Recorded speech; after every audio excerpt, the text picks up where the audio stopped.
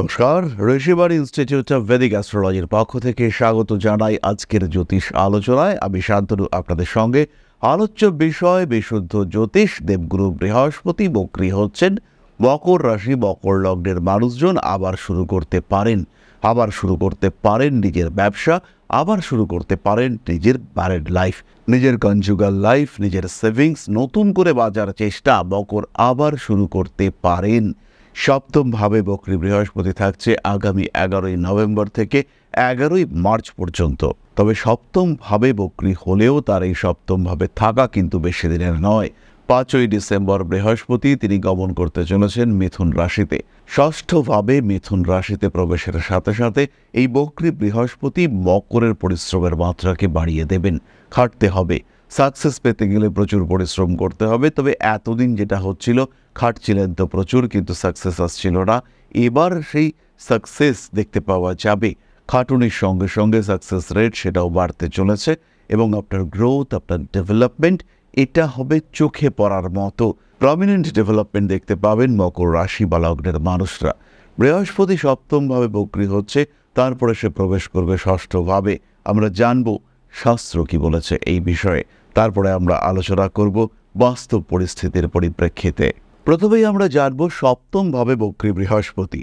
শাস্ত্রে রয়েছে সপ্তমে বৃহস্পতির ভাবে বক্রৌ ভবতি দুঃখদঃ বিবাদং কুরুতে পত্নী বিত্তনাশম চ লক্ষণং। অর্থাৎ যদি বৃহস্পতি সপ্তমভাবে অবস্থান করে বক্রী হয়, তাহলে দাম্পত্য জীবনে অশান্তি, স্ত্রীর সঙ্গে বিবাদ হতে পারে, অন্যদিকে অর্থক্ষয়ের ইঙ্গিত আসে। এই অবস্থায় মানুষের পারিবারিক সম্পর্ক দুর্বল হয় এবং সুখ সমৃদ্ধি সাময়িকভাবে বাধাগ্রস্ত হয়। তাহলে এই কর্কট রাশিতে বৃহস্পতির অবস্থান মকরের জন্য যে বিরাট শুভ হচ্ছে, শাস্ত্র কিন্তু সেটা বলছে না।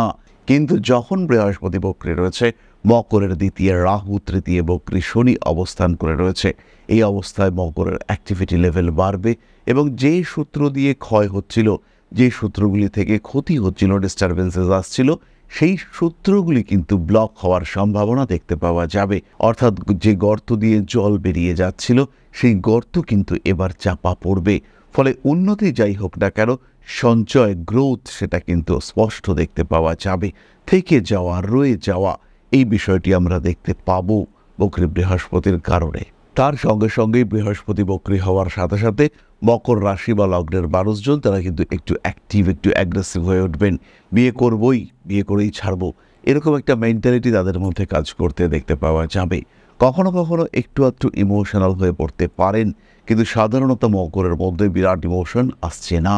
জীবনের পারপাস খুঁজে পাওয়ার একটা চেষ্টা, যেটা 99% মানুষের ক্ষেত্রে কিছুই নেই। যে কেন বেঁচে আছি, কি আমার জীবনের লক্ষ্য, সেটা কিন্তু আবিষ্কার করতে পারবেন মকর রাশি বা লগ্নের মানুষ। বন্ধুবান্ধবের সঙ্গে সম্পর্ক ভালো হবে। বিবাহিত জীবনের কারণে নতুন কিছু কুটুম্বের সঙ্গে সংযুক্ত হওয়ার প্রচেষ্টা অবশ্যই করতে পারেন আপনি। এই ক্ষেত্রে কয়েকটি বিষয় খেয়াল রাখতে হবে। নতুন ব্যবসা শুরু করুন, কিন্তু কাউকে বেশি বিশ্বাস করলে, ধার বাকি দিলে, কম পয়সায় পার্টনারশিপ শুরু করালে বিপদে পড়বেন আপনি। ক্ষতি হবে আপনার ব্যবসার ক্ষেত্রে। পুরনো পরিসংখ্যান, পুরনো স্ট্যাটিস্টিক্স মেনটেন করে কাজকর্ম করুন, খরচ করুন পরিকল্পিতভাবে। অতিরিক্ত খরচ এই সময় আপনাকে বেকায়দায় ফেলতে পারে। আপনার অনাত্মা, অর্থাৎ যে সমস্ত জিনিসের সঙ্গে, যে সমস্ত মানুষের সঙ্গে আপনার রেগুলার ডিলিংস হয়, যাদের সঙ্গে আপনার রেগুলার ইন্টারাকশন রয়েছে, সেই সমস্ত মানুষ তাদের দ্বারা কিছুটা ক্ষতিগ্রস্ত হতে পারেন। সেই সমস্ত মানুষের কারণে কিছুটা দিনাগ্রস্ত, আবহাওয়াগ্রস্ত হয়ে পড়তে পারেন মকর রাশি বা লগ্নের মানুষজন। রিলেশনশিপের ক্ষেত্রে কিন্তু গ্রোথ দেখতে পাওয়া যাবে। অনেক না বলা কথা এই সময় মকর বলতে পারবেন। কাউকে প্রপোজ করতে চাইলে এটা আদর্শ সময়। প্রেমিক কিংবা প্রেমিকা, তার সঙ্গে একাধিক মানুষের অ্যাটাচমেন্ট রয়েছে আপনি জানেন, কিন্তু আপনি তাকে বিয়ে করতে চান। এই অবস্থায় তাকে বিয়ের জন্য কনভিন্স করার চেষ্টা এটা অবশ্যই করা যেতে পারে। ইলেকট্রনিক জিনিসপত্র নষ্ট হওয়ার সংযোগ দেখতে পাওয়া যায়। নতুন ব্যবসা, নতুন কাজকর্মে আপনার গ্রোথ অনেক অনেক বেশি।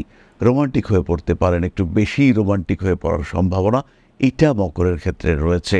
নতুন কাজ, নতুন ক্রিয়েটিভিটি, নতুন ক্ষেত্র, নতুন প্রতিষ্ঠান, এটা কিন্তু মকরের জন্য আসতে চলেছে। ঐশ্বরিক বিশ্বাস কিছুটা কমতে দেখতে পাওয়া যাবে। একটু বেশি লজিক্যাল হয়ে ওঠার চিন্তা মকরের ক্ষেত্রে আসবে। স্পেশালি যাদের বয়স 19 থেকে 30-এর মধ্যে, তারা কিন্তু একটু নাস্তিক হয়ে উঠবেন এই সময়ে। কিন্তু 5ই ডিসেম্বরের পর থেকে এই বৃহস্পতি 6th হাউসে চলে আসবেন, তখন পরিশ্রম প্রবণতা বাড়বে। কিন্তু শাস্ত্র কি বলছে আসুন দেখা যাক।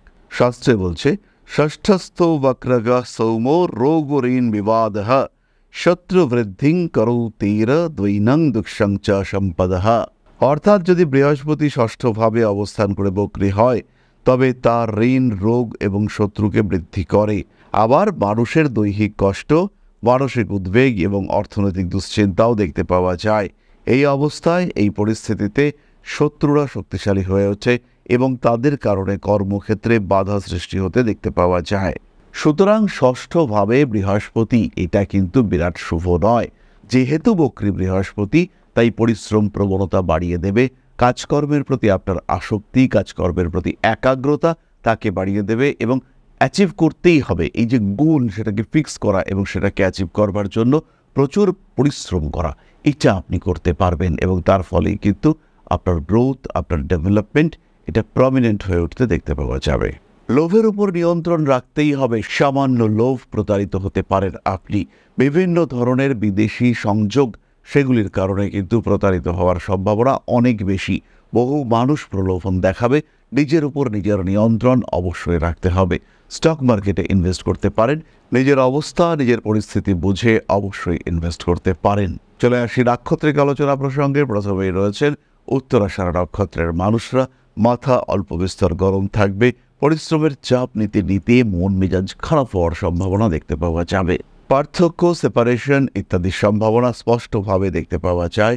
গোপন শত্রুতা প্রকট হয়ে উঠবে। একদম প্রকাশ্যে আপনাকে নাস্তানাবুদ করবার চেষ্টা আপনার শত্রুদের মধ্যে দেখতে পাওয়া যাবে।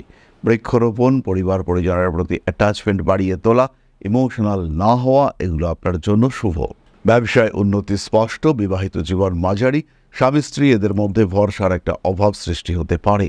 মা বাবা, ভাই বোন এদের সঙ্গে সম্পর্ক ভালো হতে চলেছে। গোপন শত্রুতা থাকছেই। শ্রবণা নক্ষত্রের ক্ষেত্রেও প্রেশার আসবে। ফিনান্সিয়াল প্রেশার এবং এডুকেশনাল প্রেশার। পড়াশুনো করছেন, প্রচণ্ড চাপ, সেমিস্টার এগিয়ে এসছে, কিছু পড়া হয়নি, এবার একটু অ্যাক্টিভ হতেই হবে, আর কিচ্ছু করা যাচ্ছে না। এই সিচুয়েশন আপনার ক্ষেত্রে কার্যকরী হতে পারে। যারা একটু হায়ার স্টাডিজের মধ্যে রয়েছেন, লাইক গবেষণা করছেন, এই ধরনের মানুষজন পোস্ট ডক করছেন, বিদেশে রয়েছেন, তাদের ক্ষেত্রে উন্নতির মাত্রা অনেক অনেক বেশি। ইমোশনাল ব্ল্যাকমেলিংয়ের শিকার হতে পারেন শ্রবণা। পরিচিত কোনো মানুষ আপনাকে ইউজ করে অর্থনৈতিক সুবিধা নেওয়ার চেষ্টা করতে পারে। কেঁদে পড়ে যাবে তারা আপনার পায়ে সামান্য কিছু টাকার জন্য, কিন্তু যেই সেই টাকাটা দিয়ে দেবেন তাদের রূপ বদলে যেতে দেখতে পাওয়া যাবে। তাদের রূপ, অ্যাপিয়ারেন্স, অ্যাটিটিউড সব চেঞ্জ হয়ে যাবে এবং তাদের কারণে আপনি 100% ক্ষতিগ্রস্ত হবেন। অস্থির চিত্ত মানসিকতার জন্য কিছু মানসিক সমস্যা সৃষ্টি হতে পারে। শরীরে পেইন, হাড়, মাংস, অস্থিমজ্জায় ব্যথা আপনাকে বেশ ভোগাতে পারে। পুরনো কোনো বংশগত রোগের প্রাদুর্ভাবের সম্ভাবনা দেখতে পাওয়া যায়। অর্থনৈতিক উন্নতি হবে এবং হবেই হবে। বিয়ের কথাবার্তা শ্রবণার ক্ষেত্রে ফাইনাল হতে পারে। পরবর্তী নক্ষত্র ধনিষ্ঠা।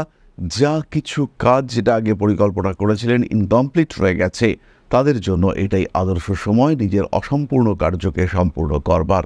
উচ্চবিদ্যার যোগাযোগ দেখতে পাওয়া যাবে। ধনিষ্ঠা নক্ষত্রের মানুষদেরও কিন্তু প্রতারিত হওয়ার পূর্ণ সম্ভাবনা রয়েছে। ইমোশনের উপরে বিরাট আঘাত আসতে পারে। স্বামী কিংবা স্ত্রীর শরীর নিয়ে দুশ্চিন্তায় পড়তে পারেন ধনিষ্ঠা। কর্মতৎপরতা বাড়ছেই। মানসিক দিক থেকে কিছুটা চাপ আসবে। কিছু ট্রিটমেন্টের প্রয়োজনীয়তা হতে পারে। যাদের পুরনো কোনো রোগ রয়েছে, সেই রোগ আবার ফিরে আসতে পারে। এর কারণে বাড়তে পারে সমস্যা। মানসিক অস্থিরতা থেকে নিজেকে মুক্ত করবার চেষ্টা অবশ্যই করতে হবে। কর্মক্ষেত্রে উন্নতির সুযোগ আসতে চলেছে। বেশ কিছু ক্ষেত্রে যন্ত্রণাময় পরিস্থিতি সৃষ্টি হতে পারে। এমন কিছু সিচুয়েশন যেটাকে কন্ট্রোল করা কঠিন হচ্ছে। কোনো ডিসিশন নেওয়ার ক্ষেত্রে ভীষণ কনফিউশন সৃষ্টি হতে পারে। এই সমস্ত বিষয়ে একটু সচেতন থাকতে আপনাকে অবশ্যই হবে। তাহলে এবার আমরা চলে আসব আলোচনার পরবর্তী পর্যায়ে, অর্থাৎ আপনাদের প্রশ্নে জ্যোতিষের উত্তর। তবে তার আগে একটি ছোট্ট বিষয় আপনাদের সঙ্গে শেয়ার করতে চাইব। পরম ব্রহ্ম মিলন মঠ ও সেবাশ্রম অধ্যাত্ম, সেবা এবং প্রকৃতি পূজনে সম্পূর্ণ নিয়োজিত একটি সংস্থা। সম্পূর্ণ স্বেচ্ছাসেবী এবং সমাজ কল্যাণমূলক এই সংস্থা। আমরা এগিয়ে চলেছি মানুষের পাশে দাঁড়ানোর লক্ষ্যে। এই প্রসঙ্গে দীর্ঘদিন ধরেই আমরা বিভিন্ন এলাকায় বেশ কিছু কাজ করে আসছি। আপনাদের সহযোগিতা, আপনাদের পাশে দাঁড়ানো, আপনাদের হাতে হাত মিলিয়ে এগিয়ে নিয়ে আসার চেষ্টা, আপনাদের সহযোগিতা, আপনাদের পাশে দাঁড়ানোর প্রয়াস, এই সমস্ত কিছুই আমাদেরকে এগিয়ে নিয়ে চলেছে। আমাদের পাথেয় হয়ে উঠেছে আপনাদের ভালোবাসা। বিগত বেশ কিছুদিন ধরেই আমরা বিভিন্ন অনগ্রসর এলাকায় কাজ করে চলেছি। কখনো আমরা শিশুদের মধ্যে শিক্ষা উপকরণ বিতরণ করেছি, কখনো আমরা পুজোর পোশাক বিতরণ করেছি, কখনো তাদের খাদ্যের ব্যবস্থা করেছি। আমরা কন্টিনিউয়াসলি তাদের পড়াশুনোর জন্য 2টি ফ্রি কোচিং সেন্টার শুরু করেছি। তাদের মধ্যে ক্রিয়েটিভ অ্যাক্টিভিটিগুলিকে জাগ্রত করবার জন্য সম্পূর্ণ বিনামূল্য একটি নৃত্য শিক্ষা প্রশিক্ষণের ব্যবস্থা, সেটা আমরা করতে সক্ষম হয়েছি। এবং এই প্রত্যেকটি পদক্ষেপেই আমরা পেয়েছি আপনাদের সঙ্গ, আমরা পেয়েছি আপনাদের সহযোগিতা, আমরা পেয়েছি আপনাদের ভালোবাসা। আমরা শীতকালে কম্বল বিতরণ করেছি, আমরা মায়েদের মধ্যে খাদ্য উপকরণ, পুষ্টি উপকরণ বিতরণ করেছি, আমরা বিতরণ করেছি ডেঙ্গুর সময় প্রচুর মশারি। এই প্রত্যেকটি কাজেই আপনারা ছিলেন আমাদের পাশে। বর্তমানে মানুষের ভালোবাসায় আমরা ধীরে ধীরে আরেকটু বড় হয়ে উঠছি। এই অবস্থায় বর্তমান পরিস্থিতিতে এই কাজগুলিকে আরো এগিয়ে নিয়ে যাওয়ার জন্য, সুষ্ঠুভাবে করবার জন্য প্রয়োজন একটি পরিকাঠামো। তাই আমরা চিন্তা ভাবনা করছি একটি আশ্রম ফরমেশনের, এবং এর জন্য প্রয়োজন জমি, এর জন্য প্রয়োজন পরিকাঠামো। তাই যারা আমাদের সাবস্ক্রাইবার রয়েছেন, যারা আমাদের ভিউয়ার রয়েছেন, যারা আমাদের ফলোয়ার রয়েছেন, যারা আমাদেরকে ভালোবাসেন, যারা আমাদের পাশে থাকেন, প্রত্যেকটি সহানুভূতিশীল মানুষের কাছে আমাদের অনুরোধ, সাধ্যমতো সামান্য পরিমাণে আপনারা এগিয়ে আসুন। বিন্দু বিন্দুতে সম্পূর্ণ হবে সিন্ধুর গঠন, তৈরি হবে পরম ব্রহ্মমিলন মঠ ও সেবাশ্রমের পরিকাঠামো। তাই যারা বিভিন্ন সময় বিভিন্ন অবস্থায় মানুষের পাশে গিয়ে দাঁড়ান, যারা প্রকৃতিকে ভালোবাসেন, যারা জীবনকে এগিয়ে নিয়ে যাওয়ার পথে অন্যকে সাহায্য করতে পছন্দ করেন, সেরকম প্রত্যেকটি মানুষের কাছে আমাদের সাধারণ অনুরোধ, আমাদের এই মহৎ উদ্দেশ্যকে সফল করে তুলবার জন্য যতটুকু সম্ভব, যতটুকু সাধ্য, অবশ্যই এগিয়ে আসুন, বাড়িয়ে দিন সামান্য সহযোগিতার হাত। অধ্যাত্ম, সেবা এবং প্রকৃতি পূজনের এই মহান কর্মে, মহান ব্রতে ব্রতী হয়েছি আমরা। আমাদের সঙ্গে হাতে হাত মিলিয়ে আপনারাও যতটুকু সম্ভব এগিয়ে আসুন।